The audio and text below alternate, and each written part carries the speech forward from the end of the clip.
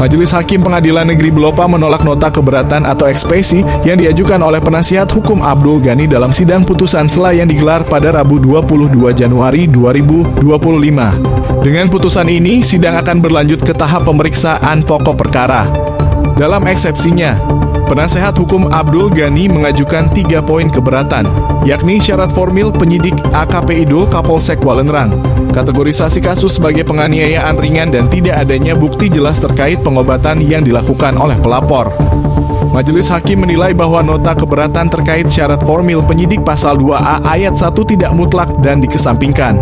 Hakim berpedoman pada peraturan pemerintah PP nomor 58 tahun 2010 pasal 2C yang menyatakan bahwa AKP Idul sah bertindak sebagai penyidik.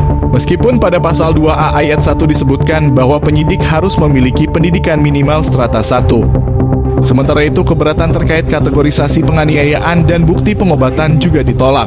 Hakim menilai perkara ini termasuk dalam delik penganiayaan biasa sebagaimana yang didakwakan oleh jaksa penuntut umum. Dengan demikian, persidangan akan berlanjut ke tahap pemeriksaan saksi.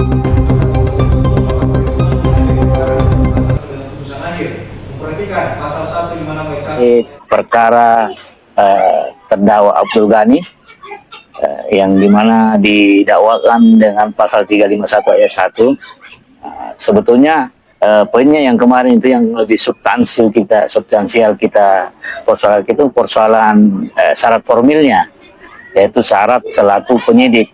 Kalau kita mengacu kepada peraturan pemerintah nomor 58 tahun 2010 tentang petunjuk pelaksanaan tentang penyidikan, itu menurut aturan perundang-undangan yang kami coba sampaikan, bahwa di situ kami mempersoalkan tentang syarat dan ketentuan sebagai penyidik kepolisian. Salah satunya itu adalah dia harus berpangkat setidaknya IPDA atau Inspektur 2 dan mempunyai gelar sarjana S1 atau strata 1 atau setara itu. Nah, yang menjadi persoalan di sini, penyidik di Polsek Walendrang, Polres Luwu ini, dia betul dia berpangkat AKP, tapi dia tidak memiliki titel sebagai minimal S1.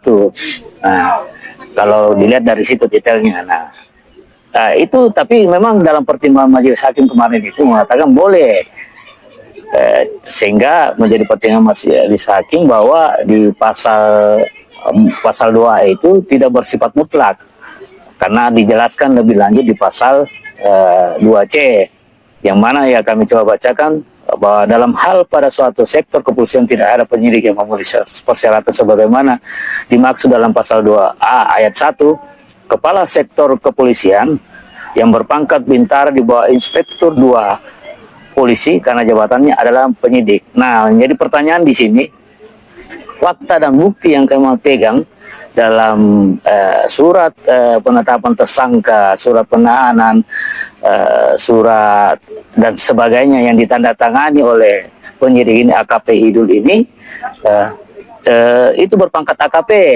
Nah, sehingga kalau dimasukkan dalam unsur pasal 2B ini yang merujuk pada Inspektur 2 sebagai penyidik, itu tidak ada kata yang tertera dalam pasal tersebut bahwa minimal sebagai Inspektur 2, tapi dia menyebut Inspektur 2. Artinya kalau kita sandingkan dengan jabatan sekarang sebagai Kapolsek, AKP Idul ini dengan secara otomatis dia jadi penyidik juga, bertentangan dengan pasal 2B ini. Demikian pula dengan pasal 2C. Pasal 2C kami bacakan dalam hal pada suatu sektor kepolisian tidak ada penyidik yang memenuhi persyaratan sebagaimana dimaksud dengan pasal 2A ayat 1, kepala sektor ini berpangkat bintara di bawah Inspektur 2 karena jabatannya adalah penyidik. Nah, pertanyaan kami, pemenuhan untuk strata 1 penyidik ini tidak terpenuhi oleh penyidik di tingkat polsek. Begitupun dengan minimal, tidak ada kata-kata minimal atau paling setidak-tidaknya Inspektur 2, tapi langsung disebutkan di sinilah Inspektur 2. Nah ini yang menjadi kalau berbicara hukum kan kepastian hukum, tidak ada penafsiran tentang pasal ini. Nah sementara dalam putusan Sela kemarin itu memang dikatakan oleh majelis dalam pertimbangannya itu tidak bersifat mutlak, artinya ada pasal yang memperbolehkan yang lain tapi tidak memenuhi, sehingga menurut hemat kami putusan Sela yang diputuskan oleh majelis hakim kemarin ini menurut kami tidak tepat. Sehingga ya kami lagi pikir-pikirkan untuk melakukan perlawanan sebagaimana anjuran dari majelis hakim. Kalau misalnya keberatan dengan putusan Sela bisa melakukan perlawanan. Biasanya itu kalau perlawanan lebih kenal di hukum perdata itu memang dengan perset. Boleh saja, artinya perlawanan pihak ketiga dan sebagainya boleh saja nanti. Tapi kami akan pertimbangkan mungkin setelah putusan nanti atau di saat sebelum putusan nanti kami akan pertimbangkan seperti itu. Itulah tadi kita punya hak untuk melakukan perlawanan dan itu memang dalam hukum acara memang dibolehkan. Kalau kita merasa tidak puas tentang putusan Sela tadi ini, karena kita tidak puas karena kami merasa ini pas ini syarat formil tidak tepat syarat formilnya sebagai penyidik ini. Memang sebetulnya kalau kita melihat lebih pasnya lagi sebetulnya di pra peradilan. Tapi kan pra peradilan sudah lewat.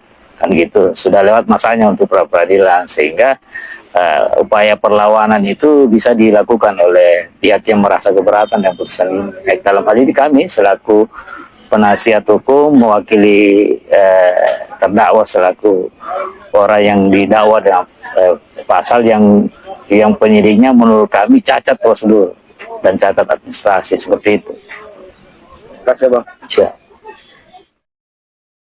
Penasehat hukum Abdul Ghani, Irsyad Jafar, menyatakan ketidakpuasannya. Ia mengkritik status AKP Idul sebagai penyidik yang dianggap tidak memenuhi syarat sebagaimana diatur dalam pasal 2A ayat 1 PP 58 tahun 2010. Selain itu, pihaknya berencana untuk mengajukan perlawanan atas putusan Sela tersebut. Sidang lanjutan dengan agenda pemeriksaan saksi dijadwalkan pada Rabu 12 Februari 2025. Majelis Hakim meminta JPU dan PH terdakwa untuk menghadirkan saksi-saksi yang relevan dalam perkara ini. Reporter Postmetro.id Selebes Fadli melaporkan.